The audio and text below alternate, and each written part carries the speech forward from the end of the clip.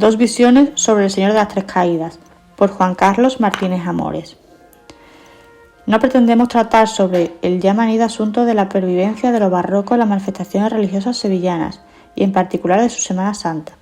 En primer lugar, porque abordar dicho tema resulta más complejo de lo que a primera vista parece, y por otro lado, porque se necesitaría bastante más espacio del que se dispone en este medio.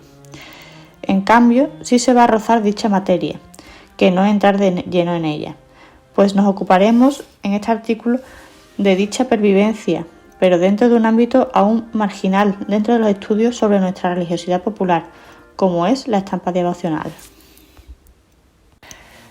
Aunque sí queremos emplear un término más correcto, este sería, en vez de pervivencia, el de convivencia, pues no hay que obviar que aunque el barroco sea el estilo predominante de las citadas manifestaciones, no es menos cierto que también dejará su huella en mayor o menor medida las distintas corrientes artísticas que irán surgiendo con el transcurso de los tiempos, pero eso sí, condicionadas por aquel arte. Esto se puede observar perfectamente en nuestros días, en lo que la crítica contemporánea ha venido a llamar el estilo cofrade sevillano, el cual, pese a tener un acusado sentido barroco, no oculta un cierto carácter ecléctico. Si bien esta afirmación es extrapolable a cualquier disciplina artística, el grabado será una de las que menos ajena sea a la misma, pues el propio fin último de la estampa devocional, difundir la fama de una determinada vocación o imagen, elogiar sus dotes milagrosas, recalcar su origen legendario si procede, ostentar las indulgencias y gracias con las que la jerarquía la ha distinguido, está totalmente impregnado de la mentalidad barroca nacida a su vez de la Contrarreforma, y a la cual presta un servicio innegable. Además, y dejando a un lado el aspecto conceptual, esta influencia se va a hacer notoria en el grabado sevillano en las distintas corrientes que siguen al barroco, desde la estampa ilustrada o académica hasta la litografía romana, como se puede ver en tantos ejemplos. Quizás el más significativo de ellos sea el de José María Martín, 1789-1853, estampero sin formación académica alguna, pero que no es ajeno al neoclasicismo y que sin embargo sigue aferrado con fuerza en gran parte de su obra. De ello vamos a referir a continuación, pues se presentan dos estampas, una barroca y otra academicista, pero casi coincidentes en el tiempo, ya que ambas se ubican cronológicamente en el último tercio del siglo XVIII aproximadamente, mediando entre las mismas 38 años. La primera de ellas es anacrónica en cuanto al estilo que empleaban con respecto al que ya imperaba en la época, y la segunda no puede disimular cierta deuda con los recursos barrocos, pese a su total adscripción ilustrada. La imagen representada en ambas es de nuestro Padre Jesús de las Tres Caídas de la Cofradía de San Isidoro, habiendo sido escogida la misma por dos motivos principalmente. Por tratarse de una de las más señeras esfinges de nuestra Semana Santa, que además acababa de ser restaurada felizmente, y por haber servido de modelo a estas dos estampas, que tan bien ejemplificaban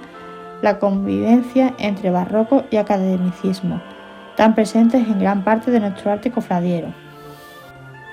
De inédita podemos calificar a esta estampa, pues no recordamos haberla visto reproducida ni aún citada. De hecho, no la incluimos en un trabajo nuestro sobre el autor, que vio la luz hace unos años, ya que aunque se encuentra ubicada en un lugar que a primera vista accesible, lo oscuro del recinto y la altura a la que se encuentra situada hicieron que no deparáramos en su autoría hasta fechas recientes. A ello hay que unir que tampoco tuvieron noticias de ella el Marqués de Lede y Rodríguez Moñino, pues no la incluye en el catálogo que de la obra de Codina elaboraron y que pudiéramos considerar como el punto de partida para cualquier investigador sobre este grabador. En Diego de San Román y Codina, cuya vasta obra se extiende a casi toda la segunda mitad del siglo XVIII, vemos un claro exponente de la decadencia que experimenta el arte del grabado en Sevilla en esta centuria con respecto a la anterior. Aunque realizara algún que otro trabajo en otros campos, su obra será eminentemente religiosa, merced de los numerosos encargos que recibirá de comunidades y cofradías, lo que difícilmente le permite evolucionar en su arte por estar condicionado a un público poco o casi nada culto, y cuya mentalidad aún permanecía anclada en los dictados del Trento, viendo las fórmulas barrocas como las más apropiadas.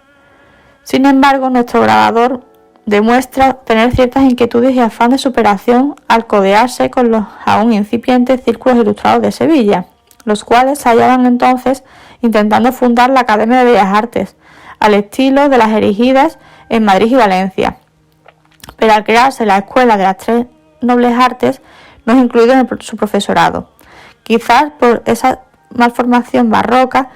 que vieron en él y su incapacidad para adaptarse a las nuevas corrientes. Pasando ya a ocuparnos de la estampa en sí, en la que aparece, como ha quedado dicho, el Señor de las Tres Caídas, en la iconografía con la que la conocemos hoy día. Ambas rodillas en tierra, con la cruz sobre el hombro izquierdo y la mano derecha apoyada en una peña. Aunque la postura sea de abatimiento total, el rostro muestra un gesto de ternura y resignación muy propio de Codina, el cual siempre tiende a idealizar bastante las obras representadas, característica esta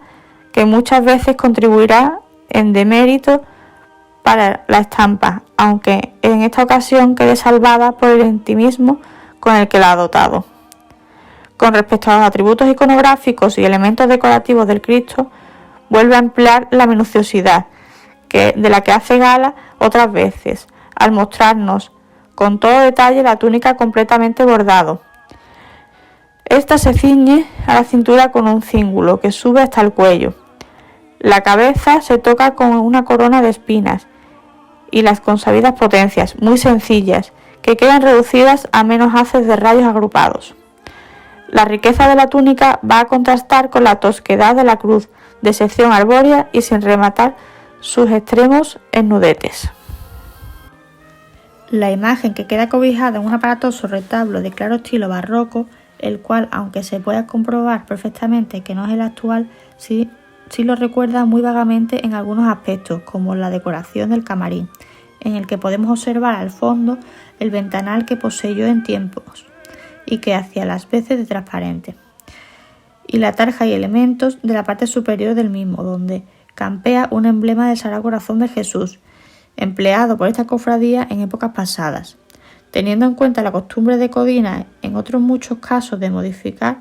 y dar su toque personal cada vez que representa algún elemento arquitectónico, no debe resultarnos extraño que haga lo mismo en este. Máxime teniendo en cuenta que dicho retablo está datado hacia 1765, que es cuando se inaugura la capilla de la cofradía, por lo que teniendo en cuenta que el grabado se abre en 1767 no resulta demasiado descabellada la hipótesis de que el estampero haya plasmado al original, pero con modificaciones. Aunque sin detrimento en todo lo dicho, nos extraña la total ausencia de la decoración rocalla, tan cara a Codina, y que hubiera sido lógico emplear aquí tratándose del estilo predominante del retablo original. De un reposado análisis técnico y estético de la estampa, se desprende que nuestro estampero aún no ha llegado a la estampa de sus últimas obras, que es donde alcanza una mayor calidad, aunque también es justo referir que esta que nos ocupa se ubique en un lugar digno de su producción. Con una proporción justa, logra acertar en la profundidad del camarín, al conjugar correctamente los volúmenes de este con el Señor, a lo que contribuye bastante la composición, que si bien muestra un abigarramiento propio del rococó, no es menos cierto que el resultado final de la obra en conjunto no resulta demasiado agobiante. Por el contrario, y en detrimento de la estampa, hay que recalcar el pésimo dibujo que sigue y los efectos de claroscuro y sombreado que, como siempre, delata las discretas dotes de este estampero. Al contrario de lo que referíamos sobre la anterior estampa, esta está difundida y publicada en numerosas ocasiones, sabiendo además por referencias de hermanos de la cofradía que la misma conserva una plancha original de cobre. Su autor es el aún poco conocido José Rico, cuya obra se documenta entre 1787 y 1827, época en la que estaba en boga la estampa ilustrada y de la que fue fiel seguidor. Su entronque con los círculos académicos queda refrendada por el cargo de profesor que ocupó en el aula de grabado de la Escuela de Bellas Artes de Cádiz, fundada en 1789, y por los trabajos de relevancia que desempeñó en Madrid, junto a figuras de primer orden del grabado español de la época. Aunque su obra no es ni mucho menos exclusivamente religiosa. Las pocas estampas que abrió para Sevilla versan sobre esta temática, como la que nos ocupa o la del Santo Crucifijo de San Agustín, fechada en 1802. No obstante, su vocación academicista la observamos en sus grabados religiosos, principalmente los realizados para cofradías y conventos, un leve acercamiento a fórmulas barrocas, que en absoluto se perciben en su obra profana, seguramente por indicación de los encargantes y con la intención de motivar al fiel, cosa esta última que difícilmente conseguirá su frialdad del neoclasicismo. La iconografía del Nazareno no ha variado, presentándose en la misma postura y forma, pero se observan algunas modificaciones que en absoluto pasan inadvertidas. Una de ellas, y quizás la más llamativa, es la de cambiar la cruz arbórea por una cilíndrica y lisa, adornada en sus extremos por los correspondientes remates de orfebrería, lo cual denota una huida del realismo y un consecuente acercamiento al idealizado. Lo contrario ocurre con la túnica, en la que desaparecen los bordados y se deja paso a otra más tosca y severa, sin adorno alguno, y que queda bruscamente ceñida a la cintura por un largo cordón. El Señor, cuya cabeza se toca con corona de espinas y potencia de la misma tipología que en la estampa anterior, muestra un rostro fatigado, pero a la vez sereno, alejado de todo realismo, pero sin caer en lo preciosista. En resumen, con cierto aire clásico, pero no exento de cierta teatralidad, que lo vinculan a fórmulas anteriores.